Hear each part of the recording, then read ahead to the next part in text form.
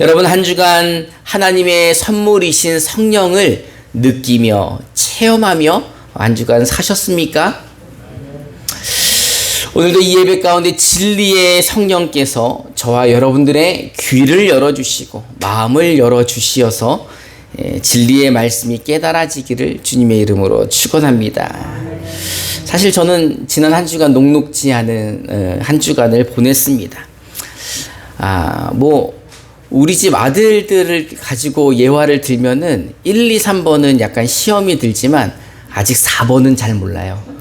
그래서 4번 이야기를 좀 해볼까 하면 진짜 이 4번이 꼭 로또 같은 아이예요.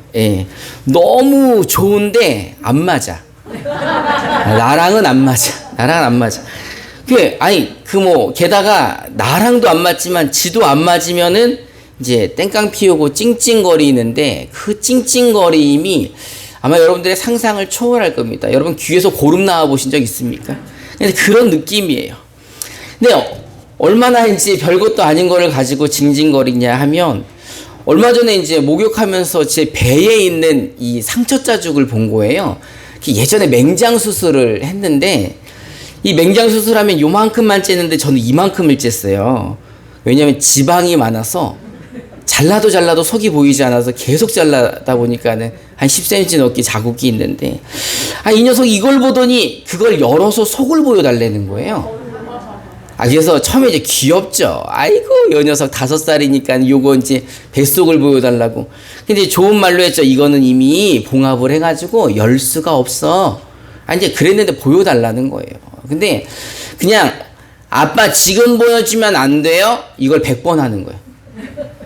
안 돼. 병원 가야 돼. 정말 제 마음속으로 이거 열어줘서 진짜 보여주고 싶더라고요. 열어줘서. 근데 사실 이 녀석이 누구를 닮았습니까? 지 아버지를 닮은 거죠. 저도 어렸을 때를 생각해 보면은 참 고약한 징징이었어요. 저도 그렇게 징징거리고 그렇게 엄마를 이렇게 괴롭혔던 거 보는데 그런 거 보면은 진짜 피는 못 속인다 이런 생각이 듭니다. 조금 더 과학적으로 이야기하자면 DNA 속에 있는 유전자는 속일 수가 없다라는 겁니다. 오스트리아의 유전학자이면서 성직자인 멘델이라는 사람이 있습니다. 그리고 멘델이라는 사람이 유전의 법칙을 발견했는데 부모와 그 자손들 사이에는 어떤 법칙이 있다는 거예요. 그래서 그 유전의 법칙이 적용되어서 부모가 가지고 있는 유전 정보가 그 자손들에게 그대로 흘러간다는 겁니다. 그 자손들에게 되물림 된다는 거죠. 너무나 다 잘 알고 있지만 그 예전에는 굉장히 희귀한 현상이었어요. 근데 이런 현상이 성경에도 나와 있습니다. 최초의 사람이었던 그 아담이 하나님 앞에 범죄를 하였죠.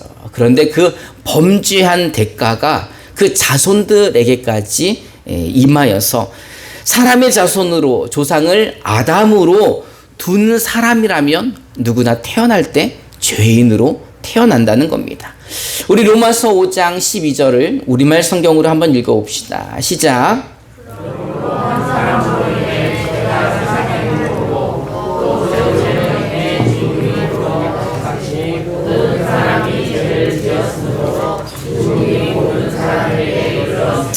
아멘. 한 사람 아담으로 인해 죄가 세상에 들어왔고 그 죄가 모든 사람에게 임하여 사람이 죽게 된 거죠. 왜냐하면 죄의 값이 죽음 아닙니까? 그러나 오늘 이 자리에 앉아서 하나님을 예배하는 우리는 아담으로부터 물려받은 죄인으로 태어났지만 우리는 예수 그리스도의 십자가의 보혈로 그 죄를 사함받고 구원받아 하나님의 자녀가 되었습니다. 할렐루야. 여러분 정말 예수님 믿고 죄 용서함 받으셨습니까? 여러분은 정말 하나님의 자녀 맞으십니까? 정말 하나님을 아버지라 부르고 계십니까? 그렇다면 정말 우리는 하나님의 자녀라는 거죠. 그러면 이제 우리는 하나님의 자녀가 되었기에 누구를 닮아야 하는 겁니까? 하나님을 닮아야죠. 자녀가 아버지를 닮는 것이 당연하듯 우리도 하나님을 닮아야 되는데 오늘 본문을 보니까 예수님은 하나님의 자녀라면 하나님의 온전하심 같이 너희도 온전하라 라고 말씀을 하십니다. 그렇다면 어떻게 온전해야 할까? 우리 마태복음 5장 38절부터 42절을 저와 여러분들이 한 절씩 교독해 봅시다. 제가 먼저 38절을 봉독합니다. 또 눈은 눈으로 이는 이로 갚으라 하였다는 것을 너희가 들었으나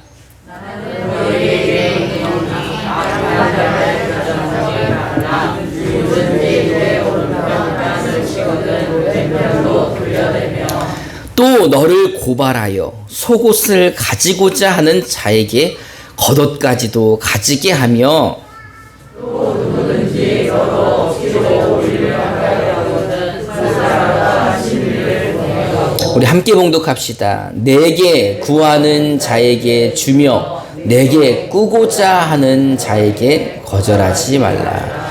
아멘. 예수님은 온전하다는 것을 구체적으로 이렇게 예를 들어서 알려주십니다. 악한 자들은 대적하지 말고 누가 오른뺨을 때리면 왼뺨도 대라는 것입니다. 여러분, 세상에서는 뺨 맞고 가만히 있으면 뭐예요? 바보 아닙니까? 바보죠. 근데 예수님은 하나님의 자녀라면 오른뺨을 맞았을 때 왼뺨도 돌려서 대야 한다 라고 말씀하시고 계십니다. 뿐만 아니라 고발해서 속옷을 가져가려는 사람에게는 겉옷까지 벗어주라는 거예요. 여러분, 이 사람이 얼마나 고약한 사람입니까? 이 사람에게 가져갈 게 뭐밖에 없다는 거예요? 속옷밖에 없다는 거예요. 왜냐하면 당시 이스라엘에서는 겉옷은 아무리 잘못을 해도 담보로 잡히거나 이거를 가져갈 수가 없어요. 왜냐하면 겉옷이 없으면 죽기 때문에. 그래서 겉옷밖에 없는 사람의 속옷을 가져가려는 거죠. 그러니 아주 못되고 비열한 사람인데, 이런 사람이 고소해서 네 속옷을 가져가려 한다면 겉옷까지도 벗어주어라 라고 말씀하고 계시는 겁니다. 뿐만 아니라 오리를 가라는 사람, 2km 정도 함께 가자 라는 사람한테는 얼마까지 동행하라는 거예요?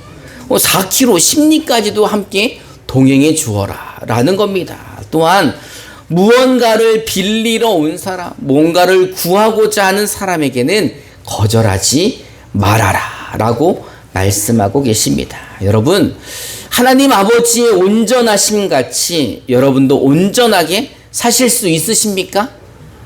사실 이렇게 살다가 우리가 더 온전해지지 않을 것 같지 않습니까? 그런데 주님은요, 더 심한 말씀을 하십니다. 마태복음 5장 43절부터 48절을 우리말 성경으로 저와 여러분들이 한 절씩 교독해 봅시다. 제가 먼저 43절을 봉독합니다. 내 이웃을 사랑하고 내 원수를 미워하라는 말도 너희가 들었다. 그러나 나는 너희에게 말한다. 너희 원수를 사랑하고 너희를 핍박하는 사람을 위해 기도하라. 그리하면 너희가 하늘에 계신 너희 아버지의 아들들이 될 것이다.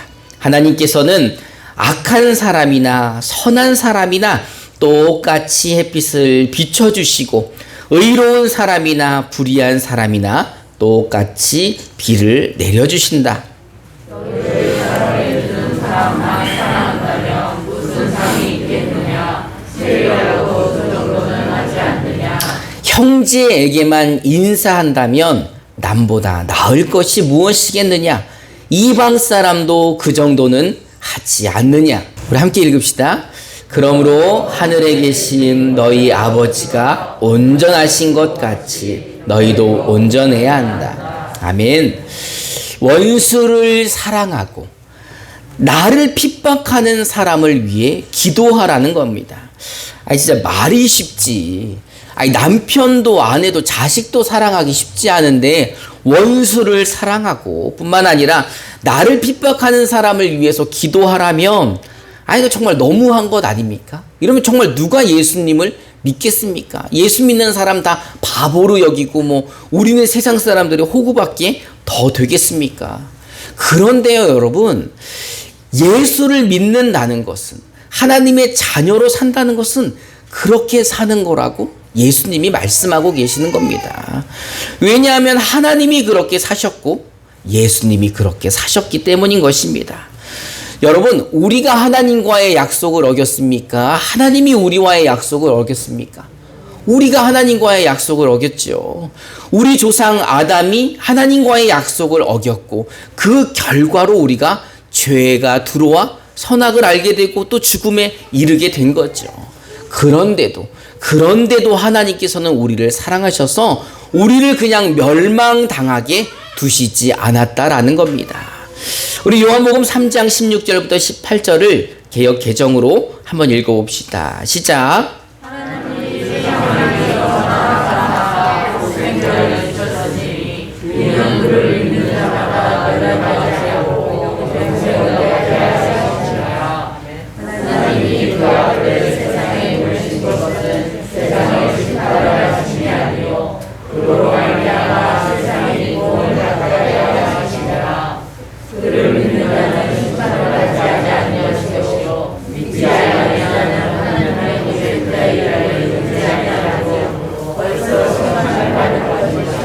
아멘. 하나님은 원수인 우리를 사랑하시어서 하나뿐인 독생자 외아들 예수를 이 땅에 보내주셨습니다. 아니, 마리주와 보내주신 거지 왜 이 땅에 보내주신 거예요? 아들을 십자가에 죽게 하시기 위해서 보내주신 거예요.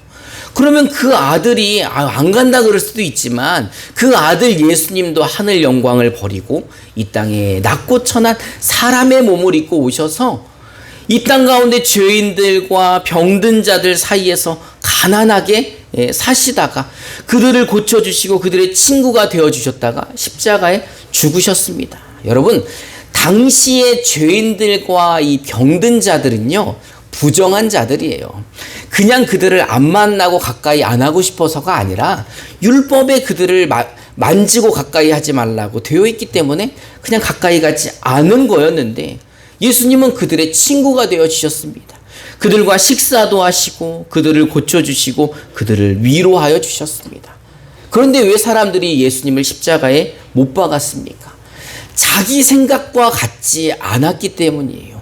아니, 메시아라고 오셨고 하는 걸 보면은 메시아 같은데 막 보리떡 5개와 물고기 2마리로 5,000명씩 먹이고 파도도 잠잠케 하고 죽은 자도 살리는 걸 보니까 정말 메시아 같은데 내 생각같이 움직여주지 않는 거예요. 예수님이. 당시 이스라엘의 지도자들 또는 정치인들, 그 유대인들이 구주 메시아가 이 땅에 오면 분명 헤롯 왕조를 패하고 왕궁으로 입성해서 이스라엘의 옛 영광을 회복하기 위해 군대를 일으키고 로마를 몰아내고 뭐 이렇게 해야 되는데 예수님은 전혀 정치적인 행보를 하지 않으셨던 거죠. 고작 죄인들과 함께 식사하시고 그들을 위로하시고 가난하고 병든 자들에게 함께 하시며 그들을 고쳐주시는 일들을 하니 그들의 성이 차지 않았던 겁니다. 오늘 본문에도 예수님은요, 제자들에게 눈에는 눈, 이에는 이, 너희가 이렇게 배웠지만 하나님의 자녀들은 그렇게 사는 거 아니다 라고 말씀하고 계시는 겁니다. 악한 자들을 대적하고 원수를 미워하는 것이 하나님께서 우리에게 원하는 것이 아니라는 겁니다. 우리 마태복음 5장 44절부터 47절을 우리말 성경으로 저와 여러분들이 한 절씩 한번 봉독해 봅시다. 제가 먼저 44절을 봉독하겠습니다. 그러나 나는 너희에게 말한다. 너희가 원수를 사랑하고 너희를 핍박하는 사람을 위해 기도하라. 그리하면 너희가 하늘에 계신 너희 아버지의 아들들이 될 것이다.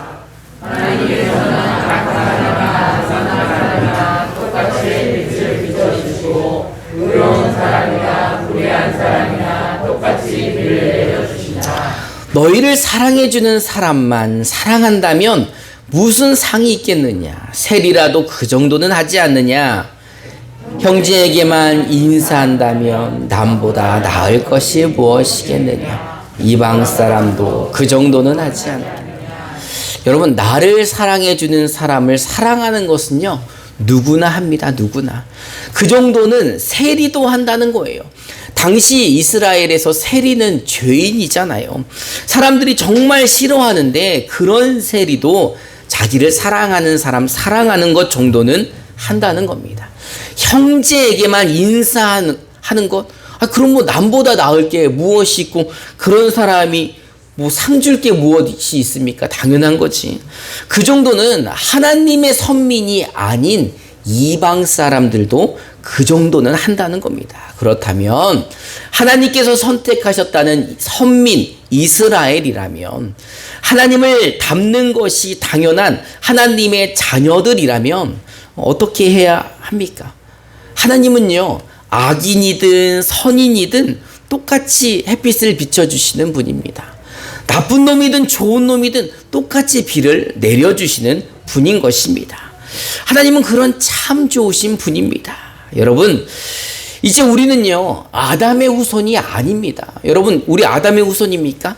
원래는 아담의 후손으로서 죄인의 후손이었지만 이제 예수님이 그 고리를 끊어주시고 죄로 죽은 우리를 다시 살려주시어서 하나님의 자녀 삼아 주셨습니다. 우리는 그리스도 예수로 말미암아 새 사람이 된 것입니다. 믿으십니까? 여러분은 신분 자체가 이제는 아담의 자손이 아니에요. 하나님의 자손이고 하나님의 자녀들인 것입니다. 그렇다면 이제 새롭게 하나님의 자녀가 되었으니 하나님을 닮아야 되는 거죠. 그런데 하나님 닮기가, 하나님처럼 온전하기가 좀 쉽습니까? 원수 사랑해야죠. 나 핍박하는 사람 위해서 기도해야죠. 오리 가자 그러면 심리를 가야죠. 이제부터 뭐 꼭 꿇어 나오면 어떻게 전화 안 받아야 됩니까? 이제 전화 다 받아야 되는 거 아니에요? 아니, 그렇게 사는 게 얼마나 힘듭니까? 그런데 하나님도 다 알고 계시죠. 우리가 그렇게 하지 못한다는 것을. 그래서 우리에게 누구를 보내주셨습니까? 도와주시는 보혜사 성령을 우리에게 보내주셨다는 겁니다. 우리 로마서 8장 26절부터 27절을 우리말 성경으로 한번 읽어봅시다. 시작. 성령께서도 우리의 연약함을 도와주십니다. 우리는 마땅히 무엇을 기도해야 할지 못하지만 오직 성령께서 친히 말할 수 없는 탄식으로 우리를 위해 간구하십니다.